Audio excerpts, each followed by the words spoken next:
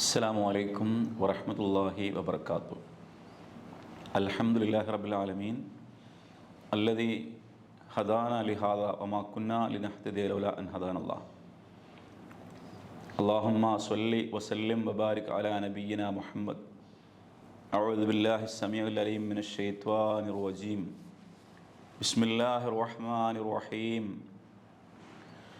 إن إبراهيم كان أمة قانتا لله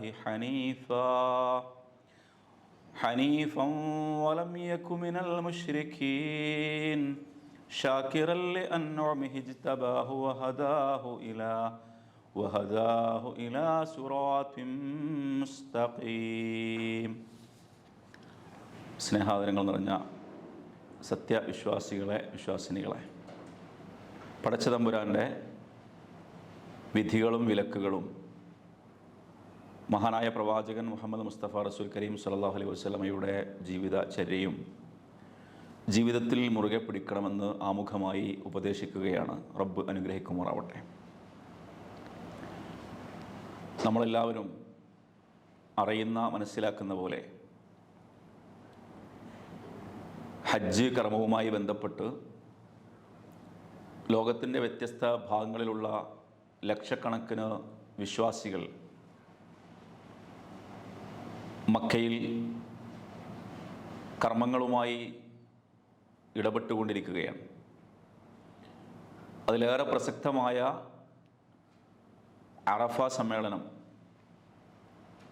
നാളെ നടക്കുകയാണ്. പ്രവാചകൻ സല്ലല്ലാഹു അലൈഹി വസല്ലമ പറഞ്ഞ പോലെ അൽ ഹജ്ജു അറഫ എന്നാണ്. അറഫ എന്നാൽ, അല്ലെങ്കിൽ ഹജ്ജ് എന്നാൽ അറഫയാണ്. അത്രമേൽ വലിയ പ്രാധാന്യം പ്രവാചകൻ സല്ലല്ലാഹു അലൈഹി വസല്ലമ അറഫയിലെ സമ്മേളനത്തിന് നൽകിയതായി കാണാൻ കഴിയും.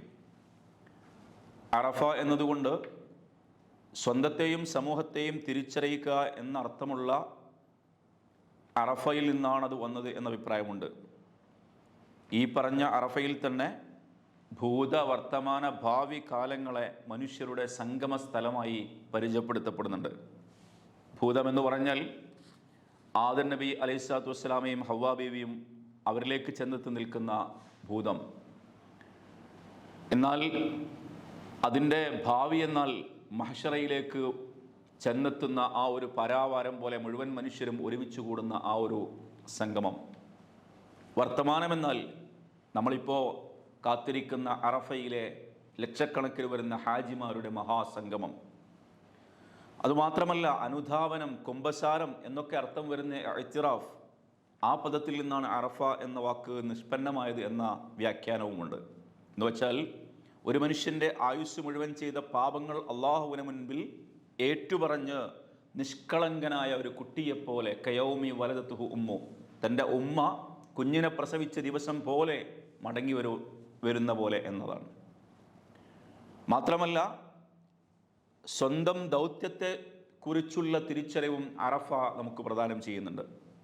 1400 വർഷങ്ങൾക്ക് മുമ്പ് അറഫയിൽ നിന്നും പ്രവാചകൻ സല്ലല്ലാഹു അലൈഹി വസല്ലമ ലക്ഷക്കണക്കിന് വരുന്ന സ്വഹാബികളെ സാക്ഷി നിർത്തിയിട്ട് നടത്തിയ മനുഷ്യാവകാശ പ്രഖ്യാപനം ഏറെ ശ്രദ്ധേയമാണല്ലോ. അവിടെ നിന്ന് റസൂലുള്ളാഹി പറഞ്ഞത് അലാ ഫൽ യുബല്ലിഗ് ഷാഹിദുൽ ഗായിബ്, ഇവിടെ സന്നിഹിതരായ ആളുകൾ, ഇവിടെ സന്നിഹിതരാവാൻ സാധ്യമാവാത്ത ആളുകളിലേക്ക് മുഴുവനും എത്തിക്കൽ ബാധ്യതയാണ് എന്നതാണ്. ചരിത്രം പറയുന്നത് ലക്ഷക്കണക്കിന് ഒരുമിച്ച് കൂടിയ സ്വഹാബികളിൽ വലിയൊരു വിഭാഗം ആളുകളും തങ്ങളുടെ വാഹനങ്ങളെ തിരിച്ചു വച്ചിട്ടാണ് ഈ പ്രവാചകൻ്റെ ഈ മഹാപ്രഖ്യാപന സമ്മേളനത്തിന് സാഗൂതം ശ്രവിച്ചത് എന്നാണ്. പ്രവാചകൻ്റെ ആ പ്രഖ്യാപനവും ദൗത്യ നിർവഹണ ഏൽപ്പിക്കലും കഴിഞ്ഞാൽ ഉടനെ തന്നെ അവിടെ നിന്ന് പ്രവാചകൻ്റെ സ്വഹാബത്തിലെ വലിയൊരു വിഭാഗം ആളുകളും ലോകത്തിൻ്റെ അഷ്ടദിക്കുകളിലേക്ക് തങ്ങളെ ഏൽപ്പിച്ചിരിക്കുന്ന ദൗത്യ നിർവഹണത്തിനു വേണ്ടി കടൽ കടന്ന്, കരകടന്ന്, കാടും മലയും അങ്ങനെ താണ്ടിക്കടന്ന് ലോകത്തിലെ മനുഷ്യവാസമുള്ള ഇടങ്ങളിലേക്കെല്ലാം ചെന്നെത്താൻ അവർ ശ്രദ്ധിച്ചിരുന്നു എന്ന് നമുക്ക് കാണാൻ സാധിക്കും. അങ്ങനെ ഏറെ പ്രസക്തമായ ചർച്ചകൾ നടക്കേണ്ട ഒരു കാര്യം കൂടെയാണ് അറഫ എന്നാണ് പറഞ്ഞതിൻ്റെ ഉദ്ദേശ്യം. അതുകൊണ്ട് തന്നെയാണ് ഇത്തവണ ഹജ്ജിൻ്റെ പ്രത്യേകമായ പെർമിഷൻ, തസ്രീഹ ഇല്ലാത്ത ആളുകൾക്ക് ഈവൻ വോളണ്ടിയറായി പോലും ഹജ്ജിൻ്റെ അറഫയുടെ ഭാഗങ്ങളിലേക്ക് പ്രവേശിക്കാൻ അവിടുത്തെ ഗവൺമെൻറ് അതോറിറ്റി അതിന് അനുവദിക്കുന്നില്ല. കാരണം ഹജ്ജിൽ അവിടെ അറഫയിൽ ഒരാൾ പങ്കെടുത്തു കഴിഞ്ഞാൽ അയാൾക്ക് ഹജ്ജ് ലഭിച്ചു എന്ന രൂപത്തിലാണ് അതിനെ പരിഗണിക്കുന്നത്. അത്രമേൽ വലിയ പ്രാധാന്യം ആ ഒരു അറഫയിലെ സംഗമത്തിന് ഉണ്ട് എന്നാണ് പറഞ്ഞതിൻ്റെ ചുരുക്കം. മാത്രമല്ല മറ്റൊന്ന്, പ്രവാചകൻ സല്ലല്ലാഹു അലൈഹി വസല്ലമ ആ ഹജ്ജാജിമാർ അറഫയിൽ സമ്മേളിച്ച് അവിടുത്തെ സംഗമവും അവിടുത്തെ ആ ഒരു പ്രഭാഷണത്തിൻ്റെ വലിയൊരു പ്രസക്തിയുമൊക്കെ നിലനിൽക്കുന്ന ഹജ്ജിലെ ഏറ്റവും പ്രസക്തമായ അറഫയെ നമ്മളതിനോട് ഐക്യദാർഢ്യപ്പെട്ടുകൊണ്ട്, അതായത് അറഫയിൽ സമ്മേളിക്കുവാൻ അല്ലെങ്കിൽ ഹജ്ജ് നിർവഹിക്കുവാൻ ഇത്തവണ അവസരം ലഭിക്കാത്ത ബാക്കിയുള്ള വിശ്വാസികളായ ആളുകൾ ഏറ്റവും വലിയ പ്രാധാന്യത്തോടു കൂടെ ആ ദിവസം നോമ്പെടുക്കുകയും ചെയ്യുകയാണ്. പ്രവാചകൻ സല്ലല്ലാഹു അലൈഹി വസല്ലമയുടെ ഹദീസ് അബീ ഖത്താദ റളിയല്ലാഹു അൻഹു പറയുന്നുണ്ട്, പ്രവാചകൻ സല്ലല്ലാഹു അലൈഹി വസല്ലമയോട് സുഇല അൻ സൗമി യൗമി അറഫ, പ്രവാചകൻ സല്ലല്ലാഹു അലൈഹി വസല്ലമയോട് അറഫ ദിനത്തിലെ വ്രതത്തെക്കുറിച്ച് ചോദിക്കപ്പെട്ടു. പ്രവാചകന്റെ മറുപടി ഇങ്ങനെയായിരുന്നു, യുകഫിറു അസ്സനത്തിൽ മാളിയ വൽ ബാഖിയ, കഴിഞ്ഞുപോയ ഒരു വർഷത്തെ അതുപോലെ തന്നെ വരാനിരിക്കുന്ന ഒരു വർഷത്തെ പാപങ്ങൾ പൊറുക്കുവാൻ പാകത്തിൽ അത്രമേൽ വലിയ പുണ്യമുള്ള ഒരു നോമ്പാണ് ഈ ഒരു അറഫയിലെ നോമ്പ് എന്നതാണ് നമുക്ക് മനസ്സിലാക്കാൻ സാധിക്കുന്നത്. അതുകൊണ്ട് തന്നെ പരമാവധി ആളുകൾ ആ അറഫയിലെ നോമ്പെടുക്കുവാൻ കൂടെ ശ്രദ്ധിക്കണമെന്ന് സൂചിപ്പിക്കുകയാണ്. അതോടൊപ്പം തന്നെ നമ്മൾ ഈ ഹജ്ജിനെ കുറിച്ച് ആലോചിക്കുമ്പോഴും ചർച്ച ചെയ്യുമ്പോഴും അതുമായി ബന്ധപ്പെട്ട് നമ്മുടെ ബലിപെരുന്നാളാവട്ടെ എല്ലാത്തിനെ കുറിച്ച് ആലോചിക്കുമ്പോഴും നമ്മുടെ മനസ്സിലേക്ക് ആദ്യം വരുന്ന ഒരു ചരിത്രം മഹാനായ ഖലീലുല്ലാഹി ഇബ്രാഹിം നബി അലൈഹി സ്വലാത്തു വസ്സലാമിൻ്റെ ചരിത്രം തന്നെയാണ്. യാതൊരു സംശയവുമില്ല. 4000 വർഷങ്ങൾക്ക് മുമ്പ് ബാഗ്ദാദിൽ നിന്ന് 400 കിലോമീറ്റർ ദൂരെയുള്ള ഊർ എന്ന് പറയുന്ന പ്രദേശത്ത് ജനിച്ച് അവിടെ നിന്ന് മിസ്രിലേക്ക്, ഈജിപ്തിലേക്കും അതേപോലെ തന്നെ ഫലസ്തീനിലേക്കും മക്കയിലേക്കുമൊക്കെ ലോകത്ത് മനുഷ്യവാസമുള്ള ഇടങ്ങളിലേക്കെല്ലാം മാറി മാറി സഞ്ചരിച്ച് തൻ്റെ ദൗത്യ നിർവഹണത്തിനു വേണ്ടി ഇറങ്ങിത്തിരിച്ച മഹാനായ ഒരു പ്രവാചകൻ ഇബ്രാഹിം അലൈഹിസ്സലാത്തു വസ്സലാം. അദ്ദേഹം ഒരിക്കലും കീഴടങ്ങാത്തൊരു മനുഷ്യനായിരുന്നു. ഒരു സൃഷ്ടിക്ക് മുന്നിലും അദ്ദേഹം കീഴൊതുങ്ങിയിട്ടില്ല. എല്ലാ അനീതികളോടും അരുതായ്മകളോടും അദ്ദേഹം എന്നും കലഹിച്ചിട്ടുണ്ടായിരുന്നു. തൻ്റെ പിതാവിന് മുന്നിൽ, പിതാവ് എന്ന് പറയുന്ന ആസർ എന്ന് പറയുന്ന ബിംബക്കച്ചവടക്കാരനായ ആ മനുഷ്യന്റെ ബിംബങ്ങളെ എലികൾ കരഞ്ഞു നിന്നതും അത് കാഷ്ടിക്കുന്നതുമൊക്കെ കണ്ടിട്ട് വളർന്നു വന്ന ഒരു മകൻ തീർച്ചയായും പിതാവിനോട് അവിടെ നിന്ന് തന്നെ തൻ്റെ കലഹം ആരംഭിക്കുന്നുണ്ട്. വീട്ടിൽ നിന്ന് പുറത്താക്കപ്പെടുന്നുണ്ട്. ഒരു വേള അദ്ദേഹം തൻ്റെ നാട്ടിൽ നിന്ന് തന്നെ പുറത്താക്കപ്പെടുന്നുണ്ട്. അങ്ങനെ പിന്നീട് അദ്ദേഹം തൻ്റെ നാട്ടിലുള്ള ആളുകളോട്, ആ നാട്ടിലെ രാജാവിനോടും ആ നാട്ടിലെ നാട്ടുകാരോടുമൊക്കെ വളരെ തന്ത്രപരമായിട്ടാണ് അദ്ദേഹം പ്രബോധനം ചെയ്യുന്നത്. ഒരിടക്ക് അദ്ദേഹം അന്നാട്ടിലെ ആളുകളുടെ ബുദ്ധിയോട് സംവേദനം ചെയ്യാൻ, സംവാദം നടത്താൻ പാകത്തിൽ ആ നാട്ടിലുള്ള വിഗ്രഹങ്ങളെ നശിപ്പിച്ചു വലിയ വിഗ്രഹത്തിൻ്റെ തോളിൽ മഴ കൊണ്ടുപോയി വെച്ചിട്ട് അവിടെ നിന്ന് മാറി നിൽക്കുന്നുണ്ട്. അങ്ങനെ ആളുകൾ തങ്ങളുടെ ആഘോഷമൊക്കെ കഴിഞ്ഞ് തിരിച്ചു വന്ന് തങ്ങളുടെ ആരാധനാലയത്തിൽ ചെന്നിട്ട് തങ്ങൾ ആരാധിക്കുന്ന വിഗ്രഹങ്ങളെ കാണാതിരുന്നപ്പോൾ അവർ ചോദിക്കുന്ന ചോദ്യത്തിൽ അവർ തന്നെ പരസ്പരം പറയുന്നൊരു വർത്തമാനമുണ്ട്, സമഅനാ ഫതൻ യദ്കുറുഹും യുഖാലു ലഹു ഇബ്രാഹിം. മിക്കവാറും നമ്മൾ ഈ പറഞ്ഞ പണി ചെയ്തത് നമുക്കിടയിൽ ഇബ്രാഹിം എന്നു പേരുള്ള ഒരു ചെറുപ്പക്കാരനുണ്ടല്ലോ അവനായിരിക്കുമെന്നാണ്. അങ്ങനെ അവരത് ചോദ്യം ചെയ്യാൻ വേണ്ടി വിളിച്ചു ചേർക്കുന്നുണ്ട്. അവിടെ വെച്ചും അദ്ദേഹം അവരോട് വളരെ സംവാദാത്മകമായി അവരുടെ യുക്തിയെ തട്ടി ഉണർത്തുന്ന രൂപത്തിലാണ് സംസാരിക്കുന്നത്. നിങ്ങൾക്ക് വേണമെങ്കിൽ വലിയ വിഗ്രഹത്തോട് ചോദിക്കാം, ആരാണ് ഈ ചെറിയ വിഗ്രഹങ്ങളെ നശിപ്പിച്ചതെന്ന്. അപ്പോൾ അവർ തന്നെ മറുപടി പറയുമ്പോൾ അവർ തന്നെ തിരിച്ചറിയുന്നുണ്ട്, ഒന്നും ചെയ്യാൻ കഴിയാത്ത, ഒന്നും കേൾക്കാത്ത, ഒന്നും കാണാത്ത, ഒന്നും അറിയാത്ത നിശ്ചേതനയായ ആ വിഗ്രഹങ്ങളോടാണല്ലോ ഞങ്ങൾ വിളിച്ചു പ്രാർത്ഥിക്കുന്നത്, കാര്യങ്ങൾ പറയുന്നത് എന്ന്. പക്ഷേ അവരുടെ പാരമ്പര്യവാദം, അവരുടെ ആ ഒരു തലമുറ കൈമാറി കെടാതെ ഞങ്ങൾ സൂക്ഷിക്കുന്ന ആ പാരമ്പര്യമായ വിഗ്രഹ ആരാധനയും അർത്ഥനയും നേർച്ചയും വഴിപാടുമൊക്കെ അതിൽ നിന്നും മാറാൻ അവരുടെ മനസ്സനുവദിക്കാത്തത് കൊണ്ട് അവർ പിന്നെയും അവിടെ ന്യായം പറഞ്ഞ് അവിടെ കടിച്ചു തൂങ്ങുകയാണ്. പിന്നെയും അദ്ദേഹം പ്രബോധനത്തിൻ്റെ പല ഘട്ടങ്ങളിലൂടെ അദ്ദേഹം കടന്നു പോകുന്നുണ്ട്. ഒരിടക്ക് അദ്ദേഹത്തിനെ അന്നാട്ടുകാർ മുഴുവനും ഈ ഒരു വിഷയത്തിന് വേണ്ടിയിട്ട് ആ നാട്ടിലെ മുഴുവൻ ആളുകളോടും നിങ്ങൾ വിറകുകൾ ശേഖരിച്ചു കൊണ്ടുവരൂ എന്ന് പറഞ്ഞിട്ട് രാജാവിൻ്റെ നേതൃത്വത്തിൽ അദ്ദേഹത്തെ കൊണ്ടുപോയിട്ട് വലിയ അഗ്നികുണ്ഡത്തിലേക്ക് വലിച്ചെറിയാൻ, അതിൽ പിതാവുണ്ട്, കുടുംബമുണ്ട്, സുഹൃത്തുക്കളുണ്ട്, നാട്ടുകാരുണ്ട്, ബന്ധുക്കളുണ്ട്, സൈന്യമുണ്ട്, രാജ്യമുണ്ട്, ഭരണത്തലവനുണ്ട്, എല്ലാവരും അദ്ദേഹത്തിനെതിരാണ്. അദ്ദേഹം മാത്രമാണ്. എന്നിട്ട് അദ്ദേഹം ചോദിക്കുന്നുണ്ട്, നിങ്ങൾ മുഴുവനും ഒരു സംഘമാണ്, ഒരു വിഭാഗമാണ്, അല്ലെങ്കിൽ ഒരു വലിയ സംഘമാണ്, ഞാൻ ഒറ്റക്കൊരു മനുഷ്യനാണ്. പക്ഷേ അയ്യുൽ ഫരീഖൈനി അഹഖു ബിൽ അംന്, നിങ്ങൾക്കും എനിക്കുമിടയിൽ ആർക്കാണ് നിർഭയത്തുള്ളത്? എല്ലാ സർവായുധ സജ്ജീകരണങ്ങളുമുള്ള നിങ്ങളോ, അതല്ല ഇതൊന്നുമില്ലാത്ത, എല്ലാ നിലക്കും ഭൗതികമായി ഒന്നുമില്ലാത്ത ഞാനാണോ നിർഭയൻ? ഞാൻ തന്നെയാണെന്ന് അദ്ദേഹം ചിരിച്ചുകൊണ്ട് പറയുന്നുണ്ട്.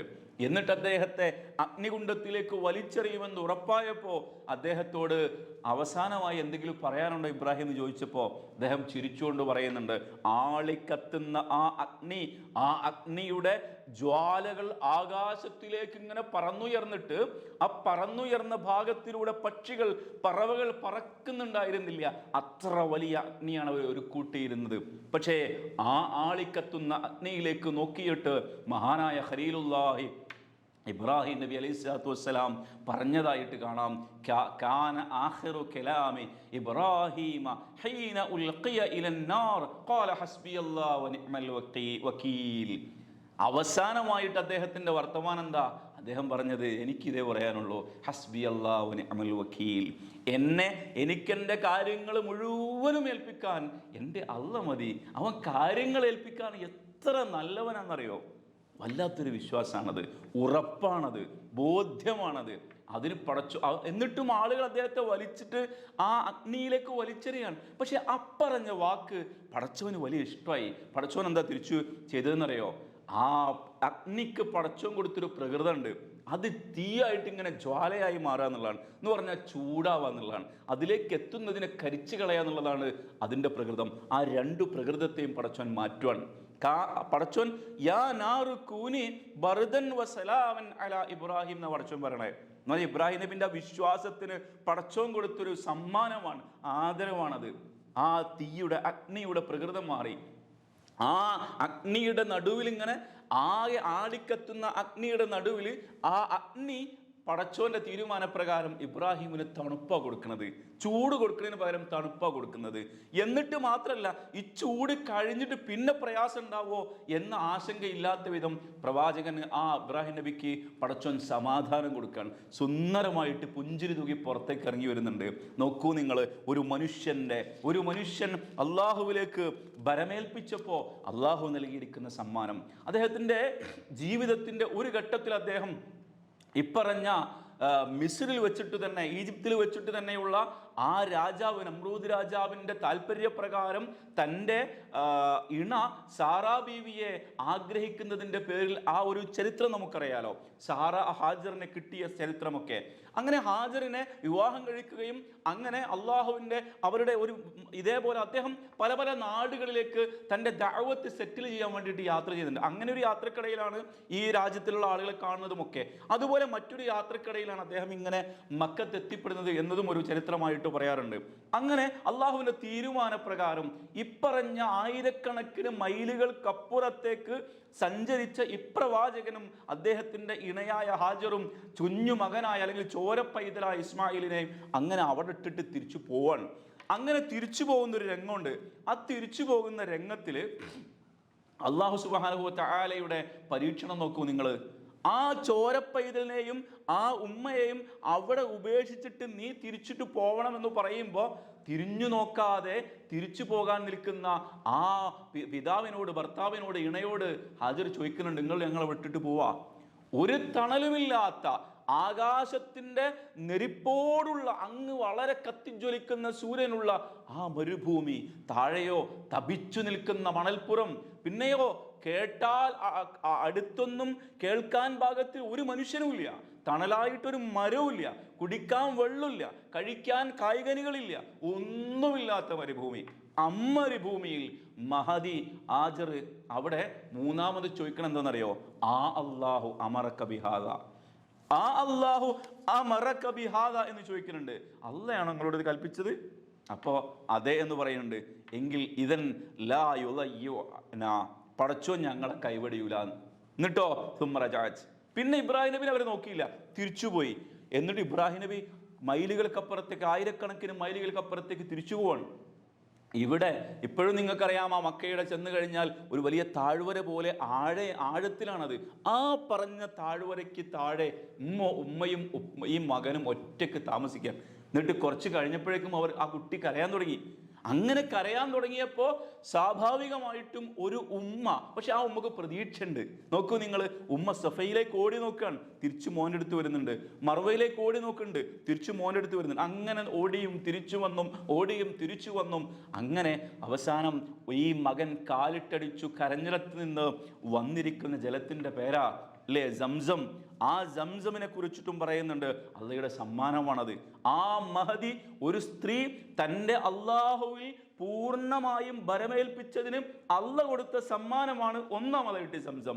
ഇപ്പോഴും അതിനെക്കുറിച്ചിട്ട് പറയുന്നുണ്ട്, അല്ലാഹു യർഹമുല്ലാഹു ഉമ്മു ഇസ്മായിൽ ലൗലാ അന്നഹ അജ്ലത് ലകാന സംസം ഐനം മുഅയ്യന എന്ന്. ഇങ്ങനെ ചരിത്രങ്ങളുടെ നീണ്ട പരമ്പരയുള്ളതാണ് ഈ പറഞ്ഞ സംസം എന്ന് പറയുന്നത്.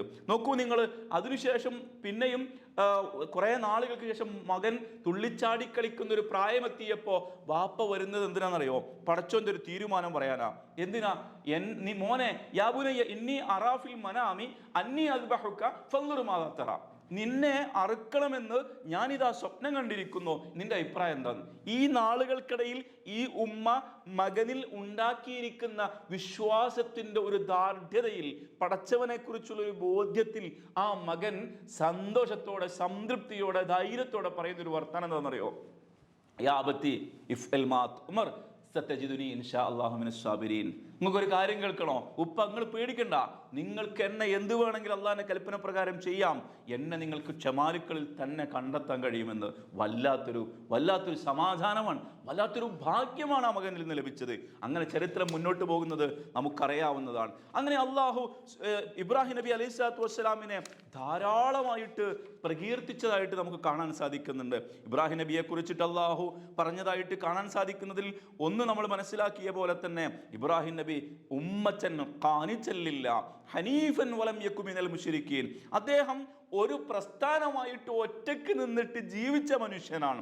അദ്ദേഹത്തിന് എവിടെയും ഒരു വക്രതയില്ല, ഒരു വളവുണ്ടായിരുന്നില്ല. എപ്പോഴും ഋജുവായി സഞ്ചരിക്കുന്ന, സ്ട്രെയിറ്റ് ഫോർവേഡായി മാത്രം ചിന്തിക്കുന്ന വല്ലാത്തൊരു മനുഷ്യനായിരുന്നു. വലം യകു മിനൽ മുശ്രിക്കീൻ. തൻ്റെ റബ്ബിൽ ഒരിക്കൽ പോലും ഒരു വേളയിലും ഒരു രൂപത്തിലും പങ്കുചേർക്കാത്ത ആ വല്ലാത്തൊരു പ്രവാചകൻ. ഷാക്കിറല്ലി അൻഉമിഹി. നമുക്കൊരു പക്ഷേ അദ്ദേഹത്തിന്റെ ജീവിതത്തിലെ അനുഗ്രഹം എന്ന് പറഞ്ഞാൽ എന്താന്ന് ചോദിക്കും. കാരണം അത്രയും വലിയ പരീക്ഷണങ്ങളാണ് തന്റെ ജീവിതത്തിൽ അനുഭവിച്ച്. പക്ഷെ എന്നിട്ടും അള്ളയാണ് തനിക്ക് ഈ നൽകുന്നതൊക്കെ.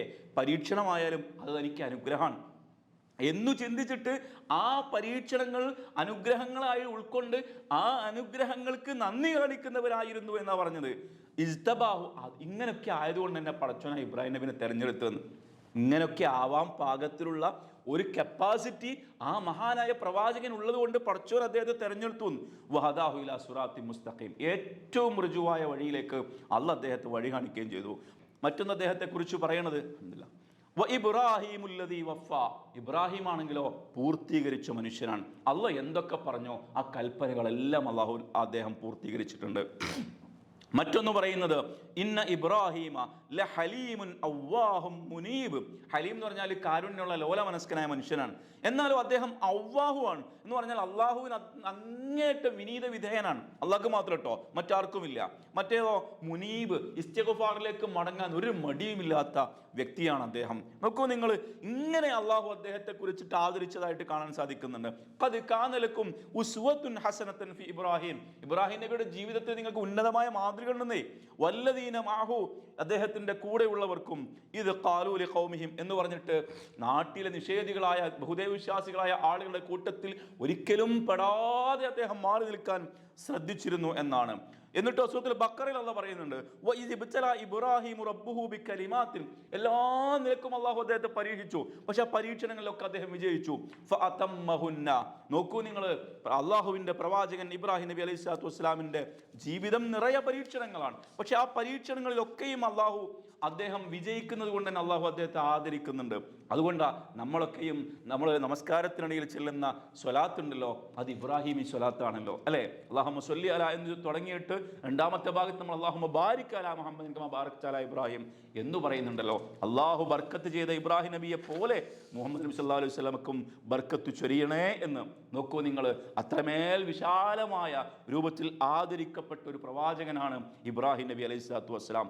അദ്ദേഹത്തിൻ്റെ ഇണ ഹാജർ എന്ന് പറയുന്നവരിൽ, അതേപോലെ തന്നെ മകൻ ഇസ്മായിൽ, അദ്ദേഹത്തിൻ്റെ പ്രവാചക പരമ്പരയിൽ നമുക്ക് വലിയ രൂപത്തിലുള്ള മാതൃക നമുക്ക് കാണാൻ സാധിക്കുന്നുണ്ട്. നമ്മൾ ആലോചിച്ച് നോക്കുക. മാത്രമല്ല, മഹാനായ പ്രവാചകൻ പ്രാർത്ഥിച്ചൊരു പ്രാർത്ഥന ശ്രദ്ധേയമാണ്. റബ്ബി ജ്അൽ ഹാദാ ബലദൻ ആമിനൻ, ഇന്ന് ആട് പഠിച്ചോനെ നീ നിർഭയത്തുള്ളതാക്കണം. മക്കയെ കുറിച്ചാണ് പറയണത്. ഏത്? അങ്ങനെ ഒറ്റപ്പെട്ടു നിൽക്കുന്ന ആ മക്കയിൽ അവരല്ല, അവരുടെ ഭാര്യയും അവരുടെ മകനും അല്ലാത്ത വേറൊരു കുട്ടിയും ഇല്ലാത്തൊരു കാലത്ത് ആ നാടിനെ കുറിച്ച് നിർഭയത്വമുള്ളതാവണേ എന്ന് പറഞ്ഞിട്ടുണ്ടായിരുന്നു. അപ്പോ അവിടെ ഒരു കായികനിയുമില്ല, ഒരിറ്റു വെള്ളവും ഇല്ലാത്ത ആ സമയത്തും അദ്ദേഹത്തിന്റെ പ്രാർത്ഥനയാ പഠിച്ചോനെ ഇവിടെ നീ ഫലവർഗ്ഗങ്ങളാൽ സമ്പന്നമാക്കണേ എന്ന്. മൻ ആമന മിൻഹും ബില്ലാഹി വൽ യൗമിൽ ആഖിർ, അള്ളാഹുവിലും അന്ത്യദിനത്തിലും വിശ്വസിക്കുന്ന ആളുകൾക്ക് എപ്പോഴും നിർഭയത്വത്തോടുകൂടെ വന്ന് ആരാധനകൾ നിർവഹിക്കാൻ കഴിയുന്ന വല്ലാത്തൊരു ഗേഹമാക്കി നീ ഇതിനെ മാറ്റണേ എന്ന്. സോഷ്യൽ കമ്മിറ്റ്മെന്റ് ആണ് കാണിക്കുന്നത്. തൻ്റെ പിന്നാലെ വരുന്ന തലമുറകൾക്ക് നന്മയുണ്ടാകണമെന്ന് ആഗ്രഹിക്കുന്ന ഒരു മനസ്സിൻ്റെ ആ ഒരു വല്ലാത്ത ഔന്നത്യമുണ്ടല്ലോ, നമുക്കതിലും വലിയ മാതൃകയുണ്ട് പ്രിയപ്പെട്ടവരെ. എന്നിട്ടോ നോക്കൂ നിങ്ങൾ, തൻ്റെ പിന്നാലെ വരുന്ന സന്താനങ്ങളെക്കുറിച്ചും അദ്ദേഹത്തിന് പറയാനുണ്ട്. റബ്ബി ഹബ്ലി മിനസ് സ്വാലിഹീൻ, പടച്ചോനെ എനിക്കെൻ്റെ പിന്നാലെ സച്ചരിതരായ സന്താനങ്ങളെ പ്രദാനം ചെയ്യണേ. ഇസ്മായിൽ, ഇസ്ഹാഖ്, യാക്കൂബ്, യൂസുഫ്, അയ്യൂബ്, അങ്ങനെ വന്നിട്ട് മൂസ, ഈസ, ഇവൻ മുഹമ്മദ് മുസ്തഫ സ്വല്ലല്ലാഹു അലൈഹി വസല്ലം, പ്രവാചകന്മാരുടെ ഒരു പരമ്പര തന്നെ അദ്ദേഹത്തിൻ്റെ പിന്നാലെ സച്ചരിതരായിട്ട് വരികയാണ് എന്ന് പറഞ്ഞാൽ അദ്ദേഹത്തിൻ്റെ പ്രാർത്ഥന പടച്ചോൻ സ്വീകരിക്കുകയാണെന്ന് ചുരുക്കം.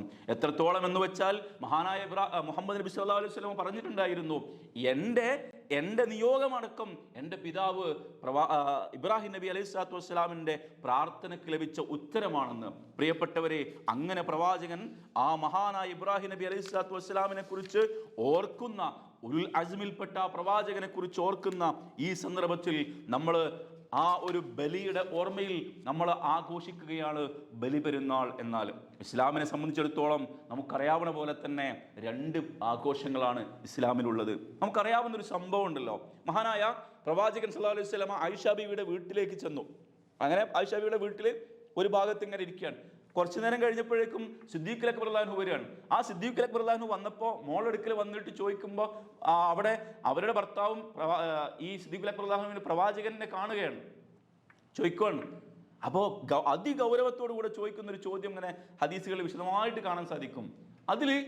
അതായത് നീ ആ മിസ്മാറു ഷയാത്തിൻ, അതായത് നീ പ്രവാചകന്റെ വീട്ടിൽ വെച്ചിട്ട് ശൈത്വാന്റെ ആ ഒരു ശബ്ദമാണ് ഉണ്ടാക്കുന്നത്. അതെന്താ സംഭവം എന്ന് വെച്ചാൽ അവിടെ കുട്ടികൾ അവിടെ ഇരുന്നിട്ട് ദഫ് പോലെ എന്തോ മുട്ടിയിട്ട് കളിക്കുന്നുണ്ടായിരുന്നു എന്നാണ്. അങ്ങനെ കളിക്കുന്നത് പ്രവാചകൻ അവിടെ കിടക്കുന്നുണ്ട്. പ്രവാചകൻ അതൊരിക്കലും സഹിക്കാൻ കഴിയില്ല, അംഗീകരിക്കാൻ കഴിയില്ല. ഇത് അങ്ങനെ ഒരു പ്രവാചകൻ സല്ലല്ലാഹു അലൈഹി വസല്ലം ഇരിക്കുന്ന സദസ്സിൽ വെച്ച് ചെയ്യേണ്ട കാര്യമല്ല, ഇത് ശൈത്വാനീയത്താണ് എന്ന് വിചാരിച്ച സിദ്ദീഖ് അക്ബർ റളിയല്ലാഹു അൻഹുവിന്റെ മുമ്പിൽ അല്ലാഹുവിന്റെ റസൂൽ സല്ലല്ലാഹു അലൈഹി വസല്ലം പറയണത് എന്താണെന്നറിയോ? ലികുല്ലി ഉമ്മത്തിൻ ഐദുൻ വഹാദാ ഐദുനാ, എല്ലാ സമൂഹങ്ങൾക്കും ആഘോഷമുണ്ട്, ഇത് നമ്മുടെ ആഘോഷത്തിന്റെ ദിവസമാണ്, നീ അവരെ വിട്ടേക്ക് എന്നാ പറഞ്ഞതിൻ്റെ അർത്ഥം. എന്ന് പറഞ്ഞാൽ ആഘോഷങ്ങളുടെ പ്രകൃതിക്ക് ഒരിക്കലും ഇസ്ലാം എതിരല്ല എന്നാണ് പറഞ്ഞതിൻ്റെ ചുരുക്കം. ആഘോഷങ്ങൾക്കെതിരല്ല, പക്ഷേ അതിരുവരമ്പുകൾ കൃത്യമായി പാലിക്കണമെന്ന് ചുരുക്കം.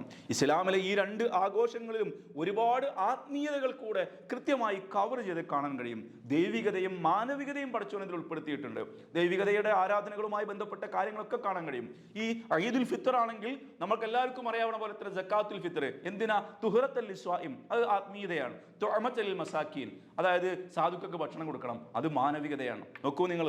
അതുപോലെ തന്നെ ബലികർമ്മത്തിന്റെ വിഷയം പറഞ്ഞപ്പോഴും ബലി ലൻ യനാലുല്ലാഹു ലുഹൂമുഹ വലാ ദിമാഉഹ എന്ന് പറഞ്ഞു. വലാകിൻ യനാലു തഖ്വാ മിൻകും, നിങ്ങൾ ഈ അറക്കുന്നതിന്റെ മാംസമോ രക്തമോ ഒന്നും പടച്ചോന് എത്തൂല, പടച്ചോന് ആവശ്യമില്ല.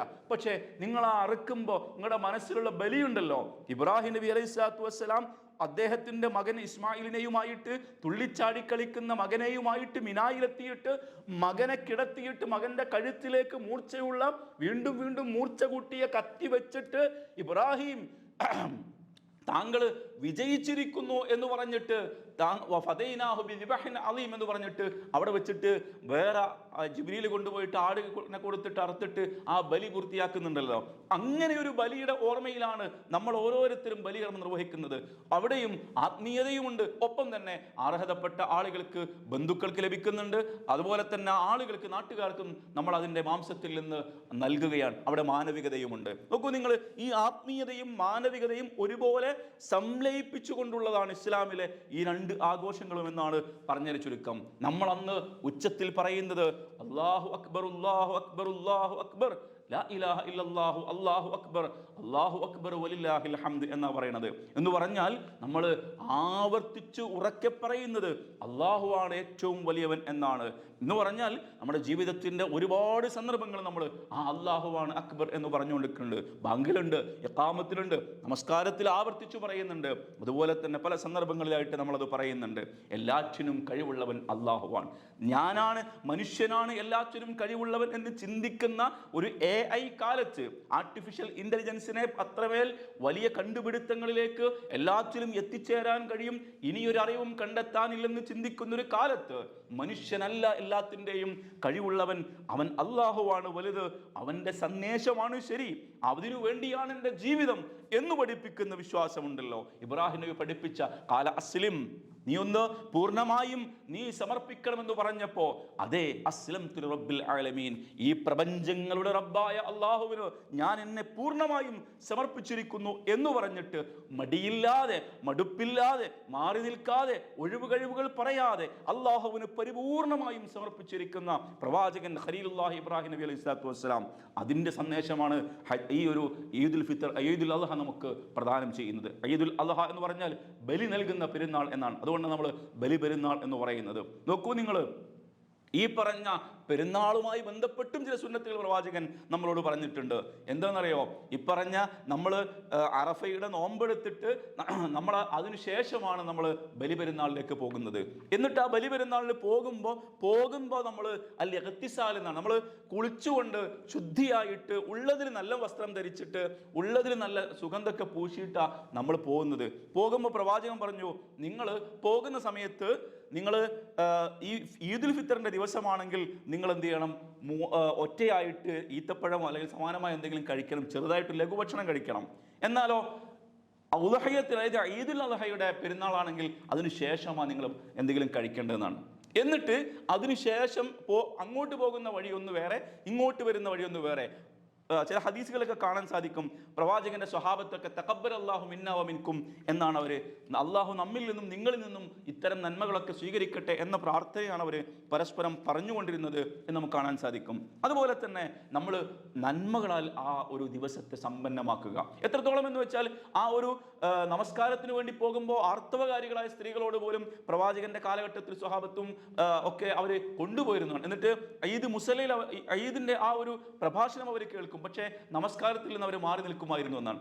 എന്ന് പറഞ്ഞാൽ ഒരു വലിയ സമൂഹം ഒന്നടങ്കമുള്ള ആഘോഷമായിട്ടാണ് ഈ ഒരു പെരുന്നാളിനെ, മനുഷ്യന്റെ പ്രകൃതത്തിന്റെ തേട്ടത്തെ, താല്പര്യത്തെ, ഒന്നിച്ചിരിക്കാൻ, ഒന്നിച്ചുകൂടാൻ, സംഗമിക്കുവാൻ, ഗേദർ ചെയ്യാൻ ഒക്കെയുള്ള താല്പര്യമുണ്ടല്ലോ, അത്തരം താല്പര്യങ്ങൾ ഇസ്ലാം വളരെ കൃത്യമായി അഡ്രസ് ചെയ്യുന്നുണ്ട്. പക്ഷെ അവിടെയും വളരെ കൃത്യമായി നമ്മളിപ്പോൾ പലപ്പോഴും കാണുന്നറിയോ, ഈ ഒരു ആഘോഷത്തിന്റെ ഒരു ഫെസ്റ്റീവ് മോഡിലേക്ക് നമ്മുടെ ജനറേഷൻ വല്ലാതെ അങ്ങോട്ട് ഡൈവേർട്ട് ചെയ്യപ്പെട്ടതായിട്ട് കാണാൻ കഴിയും. പ്രിയപ്പെട്ടവരെ, നമ്മൾ ഗൗരവതരമായി ആലോചിക്കേണ്ടതുണ്ട്. ഇസ്ലാം പറഞ്ഞ പരിമിതികൾക്കും പരിധികൾക്കും ആ ഒരു നിയന്ത്രണങ്ങൾക്കും ഉള്ളിൽ നിന്നുകൊണ്ട് തന്നെയായിരിക്കണം നമ്മുടെ ഓരോ ആഘോഷങ്ങളും എന്നതിൽ നമ്മൾ വളരെ കൃത്യമായി ശ്രദ്ധിക്കേണ്ടതുണ്ട്. എന്ന് പറഞ്ഞാൽ നമ്മൾ ഒരിക്കലും മദ്യത്തിൽ, ഇപ്പൊ വലിയൊരു പ്രയാസകരമായ സങ്കടം എന്ന് വെച്ചാൽ വലിയ പ്രശ്നമൊന്നും ഉണ്ടാക്കാത്ത രൂപത്തിൽ കുറച്ചൊക്കെ മദ്യം കഴിച്ചാൽ കുഴപ്പമില്ല എന്ന് ചിന്തിക്കുന്നിടത്തേക്ക് വരേക്കും നമ്മുടെ സമൂഹത്തിലെ മുസ്ലിം ഉമ്മത്തിൽപ്പെട്ട ആളുകൾ തന്നെ ചിന്തിക്കുന്ന ഒരു സാഹചര്യം പലപ്പോഴും കേൾക്കാറുണ്ട്. സങ്കടകരമാണ്. കള്ളില്ലാതെ, പെണ്ണില്ലാതെ, വലിയ ആ നിലക്കുള്ള വലിയ രൂപത്തിലുള്ള മോശമായ ആഘോഷങ്ങളില്ലാതെ എന്ത് ആഘോഷം, എന്ത് പെരുന്നാൾ, അല്ലെങ്കിൽ എന്ത് മറ്റുള്ള കല്യാണങ്ങൾ സമാനമായത് എന്ന് ചിന്തിക്കുന്ന ഒരു സമയത്താണ് വളരെ കൃത്യമായിട്ട് തേട്ടങ്ങൾ കൃത്യമായി തിരിച്ചറിഞ്ഞ്, എന്നാൽ കൃത്യമായ ബൗണ്ടറികൾക്കുള്ളിൽ നിന്നുകൊണ്ട് ആഘോഷങ്ങളെ പ്രോത്സാഹിപ്പിക്കുന്ന ഇസ്ലാമിന്റെ നിലപാടുകളെ നമ്മൾ തിരിച്ചറിയേണ്ടതുണ്ട്. സൗഹൃദം പങ്കിടുകയാണ്, ഇസ്ലാമിന്റെ സന്ദേശങ്ങൾ പങ്കിടുകയാണ്. അങ്ങനെ നന്മയുടെ ഒരുപാട് നല്ല സന്ദേശങ്ങൾ പങ്കുകൾ വെച്ചുകൊണ്ട് കുടുംബങ്ങളിലേക്ക് നമ്മൾ ഇറങ്ങിച്ചെന്നുകൊണ്ട് ബന്ധങ്ങൾ ചേർത്തുകൊണ്ടാണ് നമ്മൾ ഈ ഒരു ആഘോഷത്തെ ആഘോഷിക്കുന്നത്. അങ്ങനെ ആവട്ടെ നമ്മുടെ ഇത്തവണത്തെ ഇപ്പറഞ്ഞ അറഫ, നമ്മുടെ ഈ ആഘോഷങ്ങളുടെ ശ്രദ്ധയൊക്കെ ആ നിലക്ക് നമ്മൾ മാറ്റിയെടുക്കാൻ കൂടെ ആലോചിക്കേണ്ടതുണ്ട്. അങ്ങനെ ആവട്ടെ, അതിന് അല്ലാഹു തൗഫീഖ് പ്രദാനം ചെയ്യുമാറാവട്ടെ. വന്നുപോയ ചെറുതും വലുതുമായ അറിഞ്ഞും അറിയാതെയും ചെയ്തു പോയ സകലമായ പാപങ്ങളും നാഥ ഞങ്ങൾക്ക് നീ വിട്ടുപുറത്ത് മാപ്പാക്കി തരണേ. നാഥ, ഈ വലിയ ആഘോഷമുള്ള ഈദുൽ ഫിത്തർ ഈ സന്ദർഭത്തിൽ പോലും ഗസയിൽ അടക്കം ലോകത്തിന്റെ വ്യത്യസ്ത ഭാഗങ്ങളിൽ സമാധാനപൂർണ്ണമായി ജീവിക്കാൻ കഴിയാതെ, ഒരു കഷ്ണം റൊട്ടി കിട്ടാതെ, ഒരിറ്റ് വെള്ളം കിട്ടാതെ, ഈ പൈപ്പിൽ നിന്നൊക്കെ ഇറ്റിറ്റു വീഴുന്ന വെള്ളം ഇങ്ങനെ നക്കിക്കുടിച്ചിട്ട് ദാഹമകറ്റാൻ കാത്തിരിക്കുന്ന പാവം മക്കളുടെ ചിത്രങ്ങൾ കാണുമ്പോൾ സഹിക്കാൻ കഴിയുന്നില്ല പടച്ചവനെ. അങ്ങനെ ഒരു കാലത്താണ് നമ്മൾ ആഘോഷിക്കുന്നത്. പടച്ചവരെ, അവർക്കും സമാധാനപരമായിട്ട് ആഘോഷിക്കുവാനും സമാധാനപരമായിട്ട് അവസ്ഥയും നീ പ്രദാനം ചെയ്യണം നാഥ. നിനക്കേറെ പ്രിയപ്പെട്ട ബൈത്തുൽ മുഖദ്ദസ് തീർച്ചയായും തിരിച്ചു ലഭിക്കുന്ന, അതിൻ്റെ ശത്രുക്കളിൽ നിന്ന് അതിനെ തിരിച്ചു ലഭിക്കുന്ന ആ ഫലസ്തീൻ അടങ്ങുന്ന പ്രദേശം, അതിനർഹതപ്പെട്ട ഫലസ്തീൻ മുസ്ലിങ്ങൾക്ക് ലഭിക്കുന്ന ഒരു സാഹചര്യം നീ പ്രദാനം ചെയ്യണേ നാഥ.